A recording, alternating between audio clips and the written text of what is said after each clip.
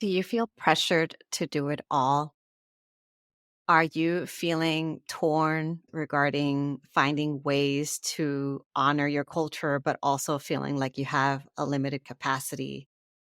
Are you looking to find some ways or some strategies to better manage the busy holiday season? If so, then this episode is for you because today I'm going to be talking about all things Spoonie productivity during the holidays. I'll be sharing ways to honor your body, culture, and legacy with intention.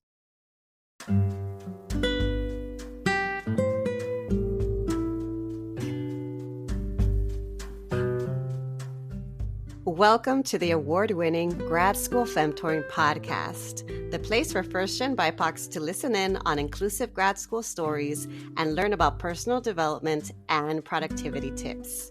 This is Doctora Yvette Martinez-Vu, a certified coach, consultant, and author, and I will be serving as your Femtor, providing you with insider knowledge to help you reach your personal and professional goals.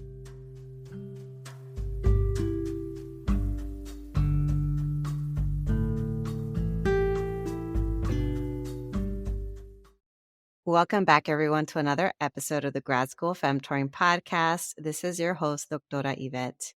Today's episode is dedicated to all of my chronically ill, disabled, and limited energy folks who are going into the holiday season feeling so incredibly exhausted, if not completely fatigued, and the season isn't even over yet.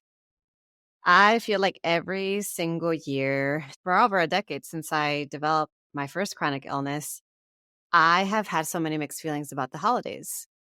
I come from a big Mexican family.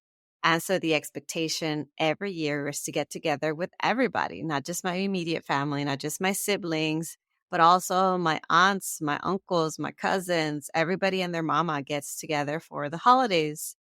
And even though it sounds like a lot of fun and it can be a lot of fun, when your body has limited energy, it can also be incredibly taxing. This is the first year that I don't feel overwhelmed. I don't feel drained. I don't feel dread going into the holiday season. And that's because I've made some difficult decisions that are tied into me choosing authenticity, choosing to honor my body, and choosing to find different ways to honor my culture and legacy without burning myself out, without necessarily making myself sicker, and hopefully either avoiding or minimizing any flare-ups. I'll start with why I'm calling this episode Spoonie Productivity during the holidays. That phrase, Spoonie Productivity, I don't even know if anybody has coined it yet. I'll have to look into it.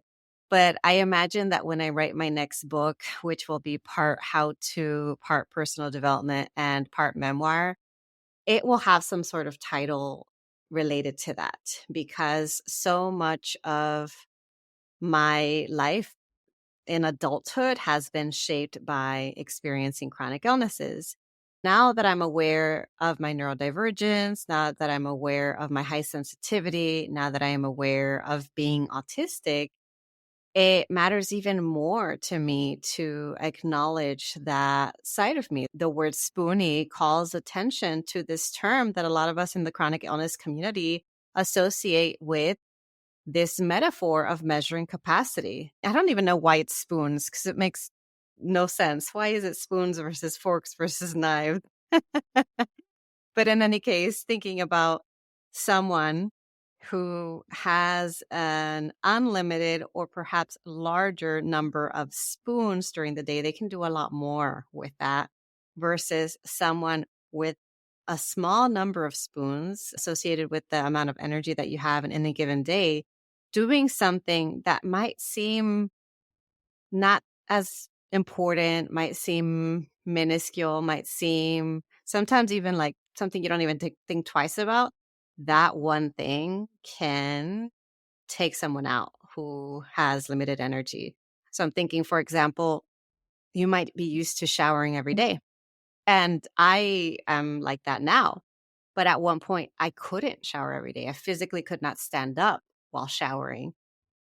Know many folks to this day that still struggle with showering, and they shower once a week. Sometimes they have to delay showering even longer. They have to find new and creative ways to maintain their hygiene because of their limited capacity, chronic illness, or disability. When I think about Spoonie productivity, I think about these two terms, this term of calling attention to the fact that some of us don't have that much energy. And so we have to portion it out accordingly in ways that are important to us. We have to be more intentional about how we use our energy and our time, because we can't just give it out to anything and everyone. That'll just make us sick before the holiday season even ends. And then the word productivity, I know for a lot of folks, you don't like the word productivity. I have a love-hate relationship with it. I know that it's associated with hustle culture and capitalism and neoliberalism. But when I think about the term productivity, I'm thinking about you producing an intended outcome. So you working towards the outcome that you want to get out of the holiday season. And to do that, you need to know what is important for you in your holiday season. This is what I'm talking about today. I'm talking about how do we honor our bodies when we have limited capacity? How do we at the same time honor our cultures when the holiday season might have a lot of traditions that we want to make sure we uphold and pass on to the next generation? And similarly, how do we uphold our legacy so that things don't get lost as we try to honor our bodies and as we try to be intentional with how we spend our time? I'm going to start with saying a little bit more about the holiday season and how it's so often associated with hyper productivity, hyper capitalism, hyper hustling. When I think about holiday season, I think about endless movies and commercials of people running around doing a million things. I don't think about people just chilling, sitting down and resting. I think about folks who are trying to get those holiday deals, trying to buy a million presents, trying to make all the meals, trying to host all the parties. And without it even starting, just watching a commercial or a holiday movie, I get exhausted. So there's this pressure placed on us externally to do it all. And I will tell you that this pressure hasn't gone away from me. I just have set a lot more boundaries and I've made a lot of different decisions. But every single time I am with my own family, I'm back in it, in that hustle culture, because they're still working within the system without drawing attention to it, without critiquing it, without changing it. And that's where I know that I differ. And that's why I stand out like a sore thumb and I am a little bit awkward. I am that one relative that not everybody talks to, and I'm okay with that, because I would rather prioritize my authenticity than people pleasing like I used to do before. So in any case, I do feel it every time I talk to a relative and they're telling me about how they're doing a million things, how they have no time to rest, how they can barely take any time for themselves. I feel for them. At the same time, I know that I have chosen a different path. And for me, honoring my body, honoring my peace is really important. And that means that I am not doing all the things and I am intentionally doing less, and I'm okay with that. So instead of being the one that hosts a million parties, instead of trying to attend all the gatherings, instead of buying every single person a gift, instead of being hyper productive, I am doing what is best for me. I am doing less. Yes, I actually am hosting a get together for the Thanksgiving slash thanks taking, whatever you want to call that holiday. I'm hosting a get together with one of my closest friends and her child, and it's going to be small, intimate. I love it. I'm so excited to do Friendsgiving this year, but I'm doing it my way. It's very small, very intimate on my terms. I am also attending a couple of gatherings. and I have decided which ones well in advance. So I actually this year chose not to travel for the holidays, which for many years I've always had to travel to get to different get togethers to try to make it work with multiple families, balancing my partner's family with my family. And so this year we decided we're staying put, and that's what works for us. Hosting, you get to decide if you want to host. Attending gatherings, you get to decide which ones you want to attend. Even things like buying gifts. Giving gifts is not my love language, and receiving gifts is even less of a love language for me.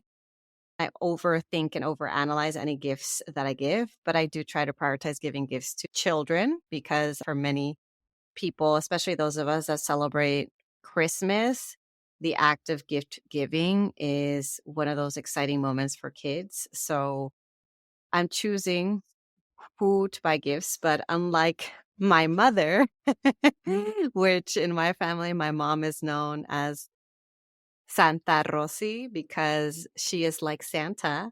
She gives everybody a gift. I don't even want to know how much she puts on her credit card each year. My mom is probably the most generous person I know, the more self-sacrificing person I know, to her own fault. As much as I love her, I adore her, I look up to her, I deeply respect her, I am not her. We are different people. So I'm not going to be Santa Yvette, but I am choosing selectively who I give gifts to this year. And I'm choosing not to be hyper productive, even thinking through some folks are trying to do the holiday deals and get folks to work with them. They're trying to squeeze as much as they can out of the year at the end of the year. And for me, I'm trying to preserve my energy because this is hibernation mode for me. The winter season is a time that my body naturally wants to slow down, and I have to honor that because I am even more susceptible to flaring up this time of year than any other time. So yeah, I just wanted to call attention to this pressure. If you're feeling the pressure to do it all, know that a lot of us are feeling it and that you don't have to do it all. If you are someone who comes from a culture that prioritizes collectivity, if you are first gen, if you're a child of immigrants, you might feel this pressure compounded because not only do you feel this pressure at home, but then you're also feeling the pressure at school, you're feeling the pressure at work to overachieve, to do your best, to get straight A's and to get that promotion. And that is a lot. I am not surprised when people tell me they're so busy and they're so tired because it's understandable. Everything is set up for us to be exhausted. And then if you're a spoonie, if you have limited capacity or limited energy, you're probably also experiencing more pain than usual. You're probably also experiencing more sensory sensitivity and feelings of sensory overwhelm. And this is hard. I recently attended a family get together, and my sister told me, "Oh, I could tell that you were overwhelmed, like you were struggling." And I told her, you know what? I think that's a good thing that you can tell because I am trying my best to mask less.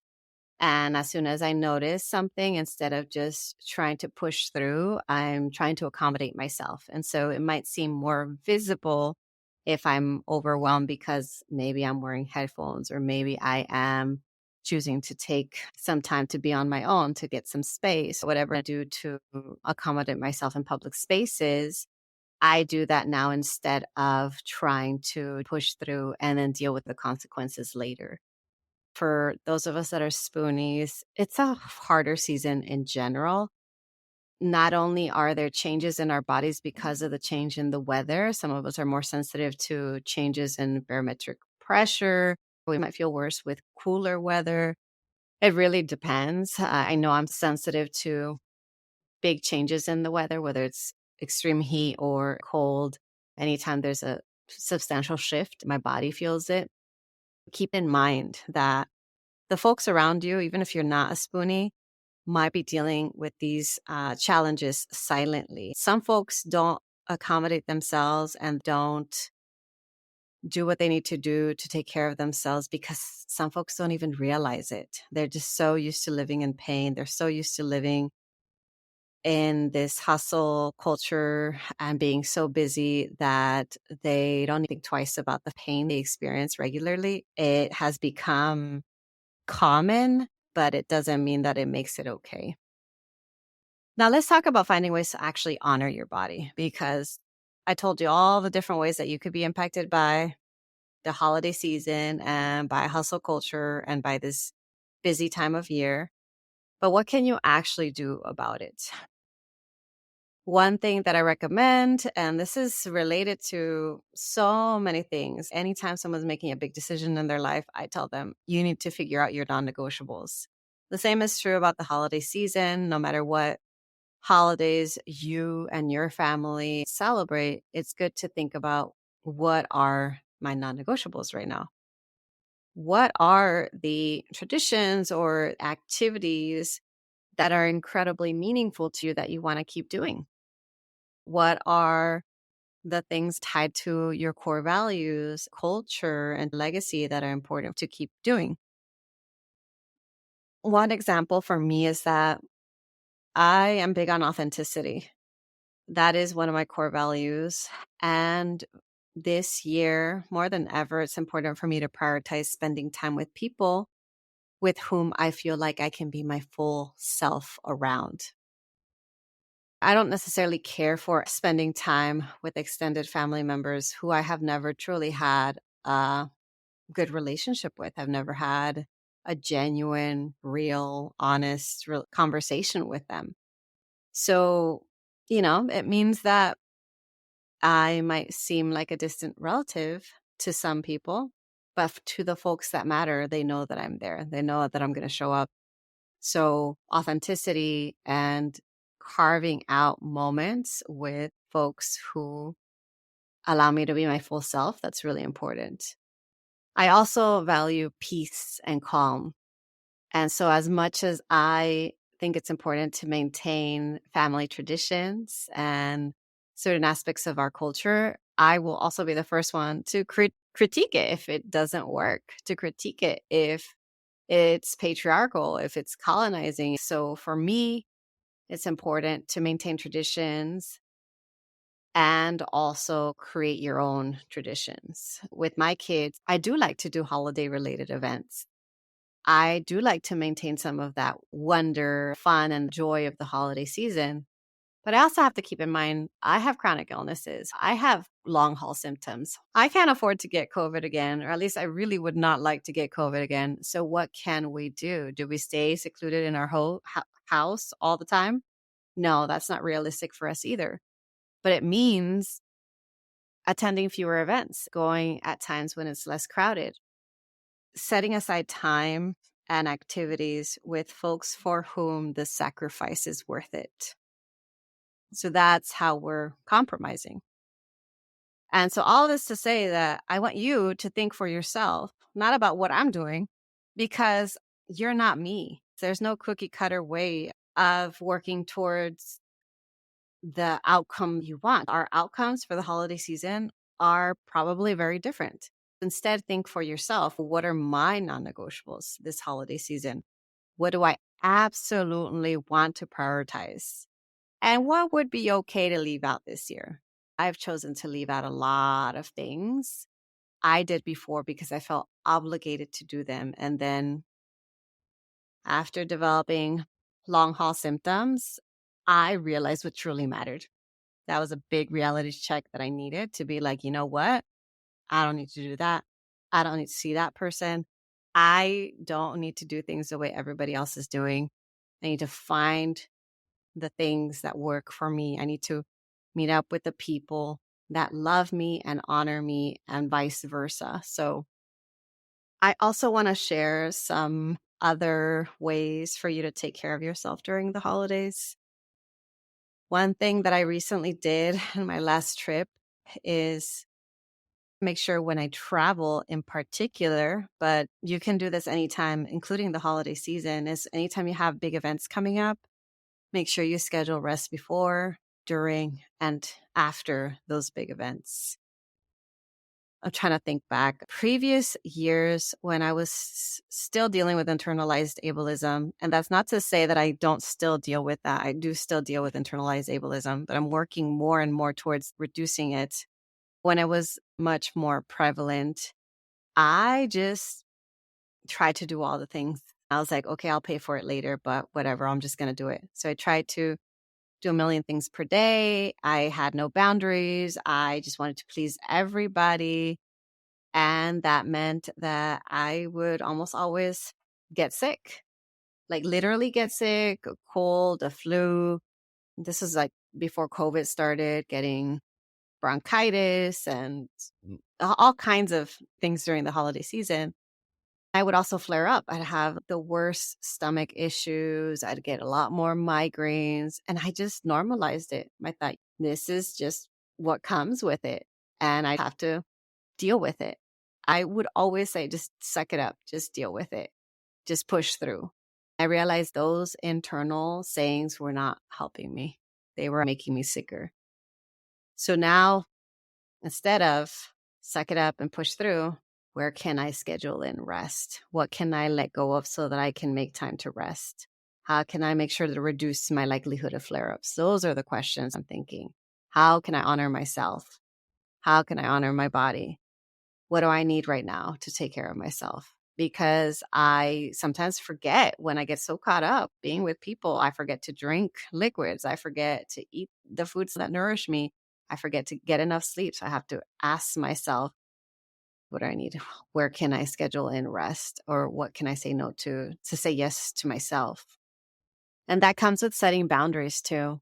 Once you start to set more boundaries, you're going to start to get some people upset or mad, or they're just not going to be pleased with you because they're so used to you saying yes to everything. They're so used to you being agreeable all the time. For me, it means I am disappointing people in choosing to not attend all the things. And it is what it is. So for me, what does that look like in terms of setting boundaries? That means choosing to attend events, but for a certain period of time or a certain number of hours. Or maybe this year, if you're someone who has always hosted a big event or a big holiday meal, you could ask to host it at another family's home because you know how much it takes a toll on you to do all the work of hosting. I remember in my family, we celebrate Noche Buena. So that means that everybody gets together and stays up until midnight, and then the kids open presents. There was one year that the children got to open presents earlier. All the adults decided together that the children would open presents earlier. So that way we could all end earlier. And that was really nice. I don't know that that's happened since, but that was a really nice thing that we did. And I thought, oh, this would be great to have as a way to both honor our tradition and at the same time honor our energy levels and the kids' energy levels. And with setting boundaries, this also means having to say no to things that drain your energy and no to things that don't align with your capacity. You need to ask yourself, what are the things that I need to say no to say yes to myself? You know, I always hesitate to say these things out loud, even though I know that I have folks who listen to this podcast across the spectrum in terms of where they are with their relationship with their family.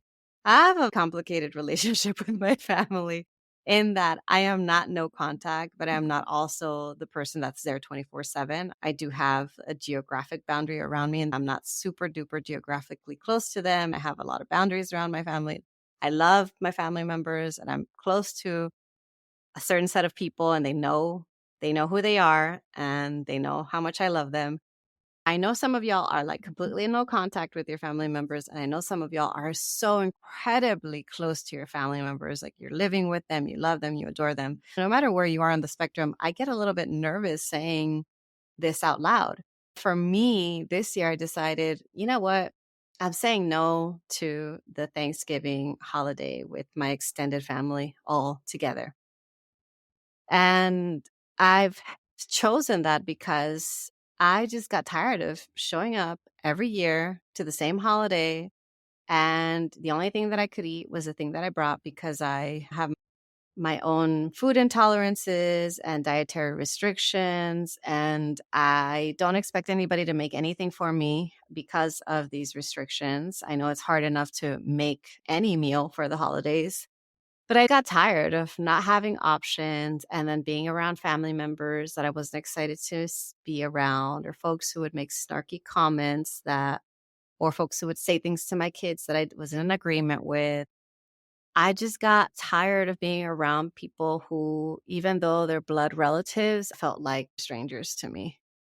And so I decided, you know what? I'm not doing that. And I'm having this amazing Thanksgiving. By the time you're listening to this episode, that will have happened. But yeah, I'm having an incredible get together with one of my closest friends. She's practically family at this point. I can't imagine my life without her. I wish I could have other friends over who are also like family to me. But in any case, that will be planning for a future year. Nonetheless, I chose to say no to my bio fam so that I could say yes to my chosen fam. It has been a difficult choice. And it also brings me so much peace, and I feel really good about that decision. So there's that. I want to give another example about like ways to show up for yourself and take care of yourself during the holidays. Another way to honor your body is to start delegating tasks wherever possible. I know I've said this multiple times, and I'm going to keep saying this over and over again, that I don't do it all. I don't. For family holidays, I don't cook all the meals. In fact, my partner cooks a lot more than I do, and he cooks more items than I do, and I'm okay with that. He's got his things he cooks. I have the things that I cook, and we all kind of split the chores equitably, not equally, equitably. My kids do chores. I come from a family with a self-sacrificing single mama who did it all, including things that she didn't have to do, but she never asked my brothers to do things like cook or clean. And she always felt responsible for doing that.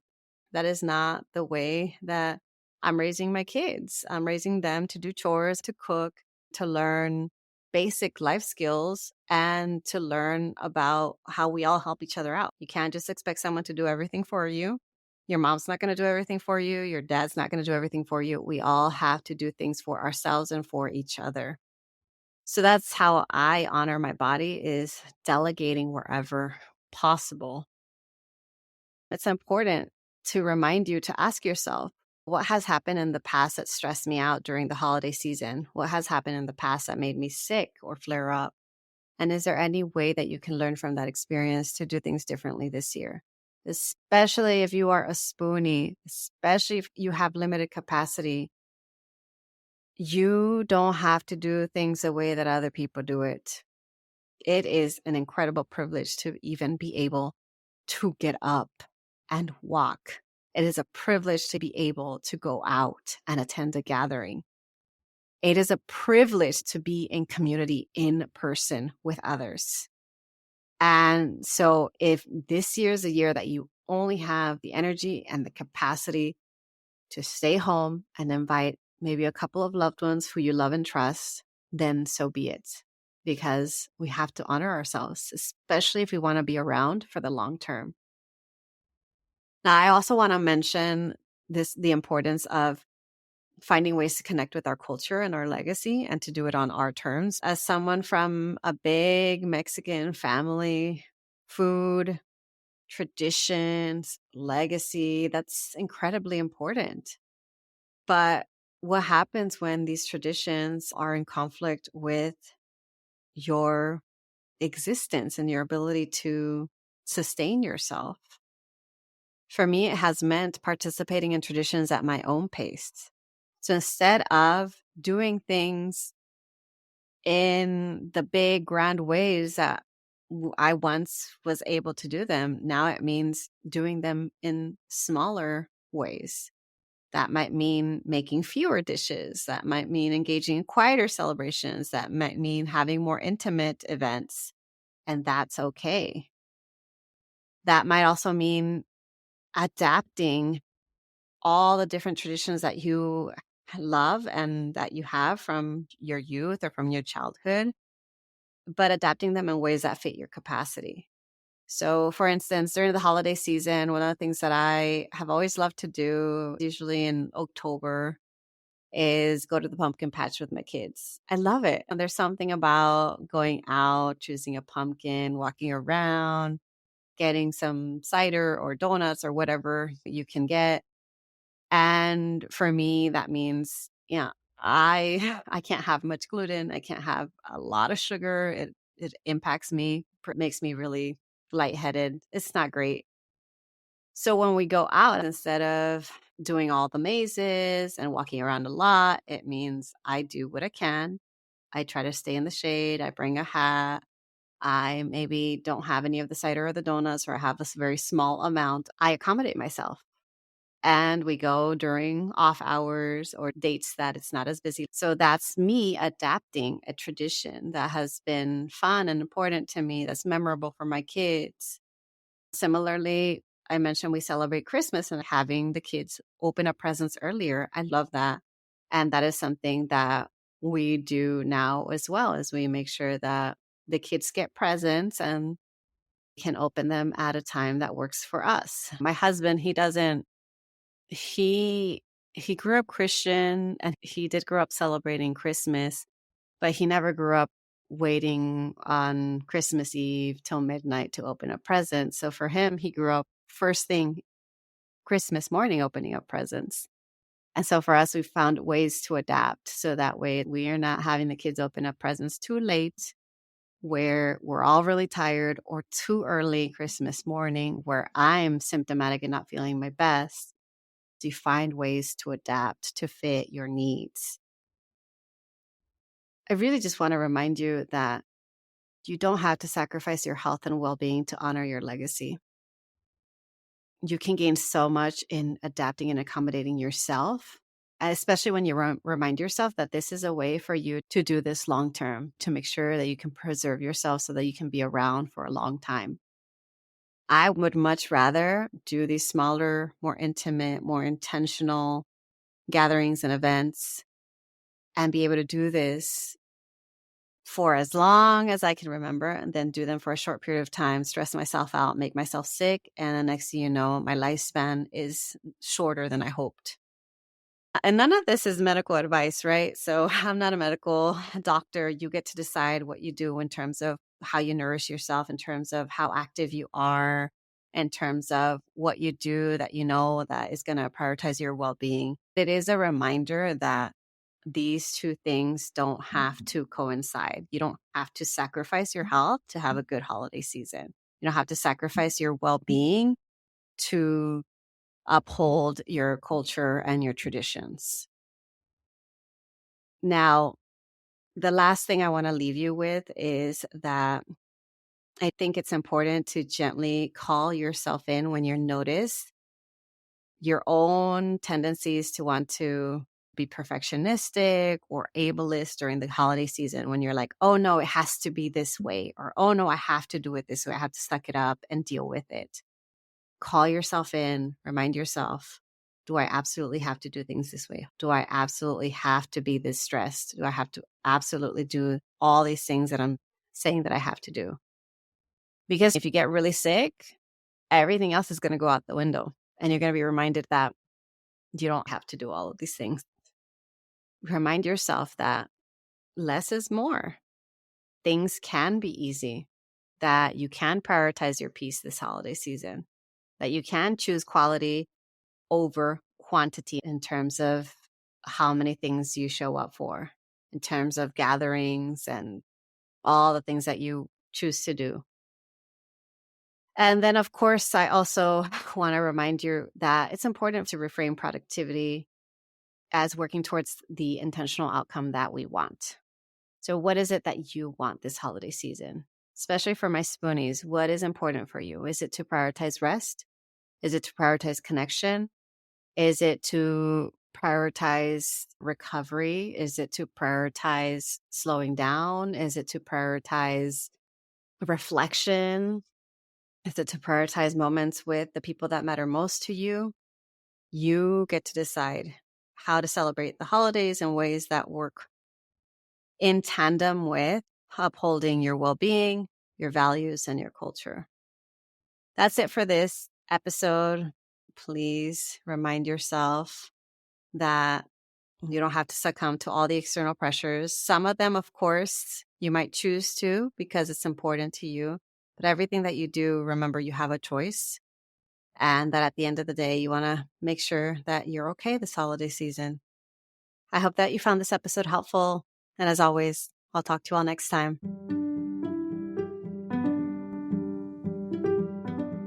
Thanks so much for listening. If you liked what you heard, here are 3 ways you can support the show. The first is to make sure you're subscribed and leave a review on Apple Podcasts. The second way is to get your copy of my free resource kit linked in my show notes. This kit includes tools, worksheets, and podcast playlists on all things grad school, productivity, and personal development. The third way to support my show is to follow me on social media. You can find me on Instagram with the handle @Grad School Femtoring and on LinkedIn by searching my name. Thanks again for listening, and until next time.